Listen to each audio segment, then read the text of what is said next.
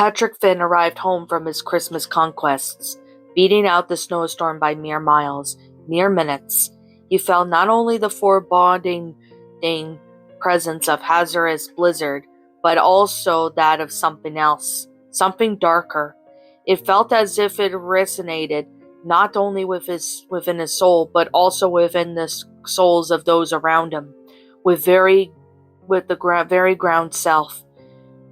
Patrick had never bothered to check, but he was sure that beneath the grass and soil of Winter Harbor, Maine, were hungered a gaping mouth or chasm yearning for the flesh of the innocent, that anchored the physical world only by desire to seem normal. It had not only yet been appeased because the residents of Winter Harbor were all but innocent. Patrick had to move to Winter Harbor in hoping to escape the despondency and despair he had felt in his hometown, Belmont, Maine. So far, these feelings had only magnified by only the wintry depth that he felt tiptoeing within the ground's midst and the lingering scent of the paint that seemed to have permeated every building in the city. It was as if the town was constantly being repainted in some sort of half-hearted attempt to cover something up. Still, he felt the necessary to stay so as to not make matters worse for his wife, whom he barely saw anymore, and his son, who had always seemed so distant. He and his wife were going through a rough time in their marriage, and their son was feeling its effects. It was akin to what one might feel after a tremendous earthquake. Patrick felt that he had to make up to it for his son. So he went out and bought him the most expensive and extravagant thing he could get his hands on, and this late in the shopping season, a brand new video game system. He had assured his son that even though he had acted out often this year, Santa would bring him something good. Throughout these charades, Patrick felt empty in the process of shopping for a boy that he knew nothing about, a boy whose existence was forgotten every so often. On the eve of Christmas, Patrick arrived home before the snowstorm and quickly crept into the garage to wrap the present and placed it under the tree.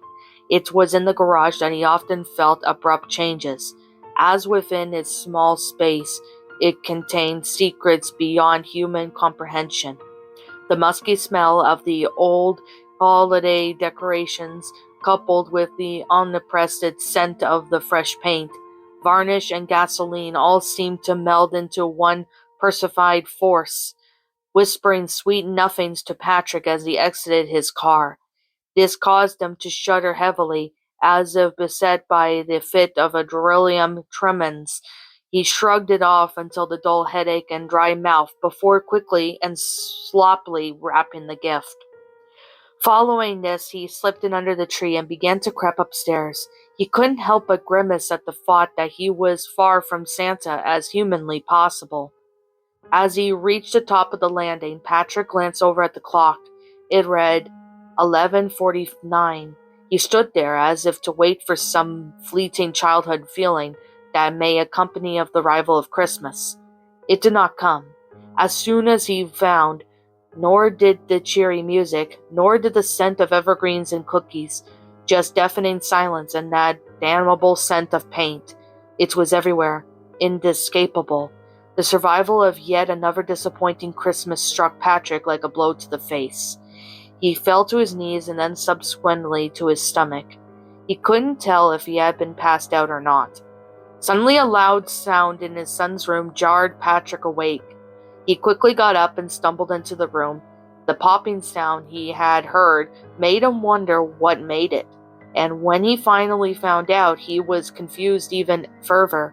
A large black humanoid adorned with goat horns and a tongue that rivered like a snake stood before him, clutching his son.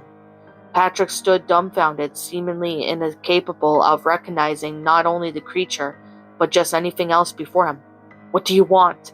Patrick asked inanimately. He knew that this creature wanted something. The creature smiled, licking its lips. "Fine, tender fruit, not spoiled by the worms of new but by the tree that bore. It ripened not to an ambostra, but a rotten, hollow core. Patrick stared at the creature. Sweat began to collect on his brow. He felt as if his brain itself had been lit afire. He couldn't breathe. I can't say I understand, Patrick stammered out. The creature smiled again. Not by love of a dying star can planet be adorned, but by the eruption of its most sacred peaks. I desire treasures from which you hope to find salvation. The gift to you, your boy. It is a gift for me now. Patrick couldn't understand why the creature would want the game system, but he felt necessary to give it up. He quickly bolted downstairs, grabbing the box and clutching it tight. He sprinted back up to his son's room. The creature, upon his arrival, thrust Patrick's son to the floor and held out his long, beckoning hand. As Patrick handed over the present, he couldn't help but feel as if he were Faust himself, exchanging eternity for one single moment of gratification. The creature licked its lips once more and disappeared into the time. It took Patrick to blink. When he was sure he was alone, Patrick fell to his knees and wrapped his arms around his son. He expected a thank you and a love you something, but he heard nothing. He looked down and he saw that his son was withering away, becoming the very shadows that inhabited the night around him. Patrick knew at that moment that he was entirely alone, swallowed finally by the chasm beneath its feet. He stumbled to the garage before sitting down, embracing his solitude and his communion with the musky smell of paint that seemed to beckon invitingly. What's up, my pretties? It's the Lion Queen here. I want to appreciate you all for tuning into this video, and I do appreciate you guys supporting my video by giving this video likes and stuff. If you really enjoyed this video, be sure to leave a like, comment and subscribe if you're new, ring the bell for notifications to when I upload so that way you guys will get updated for whenever I upload. If you want to follow me on Twitter or DeviantArt, feel free to leave a follow on those if you are interested in following me on those socials. If you want to support my backup channel, known as Miss Dark Shigo, feel free to subscribe to it, as a link to that will also be in the About page section. And with that being said, and that being the case, thank you so much for watching, my pretties, and as always, please stay pretty.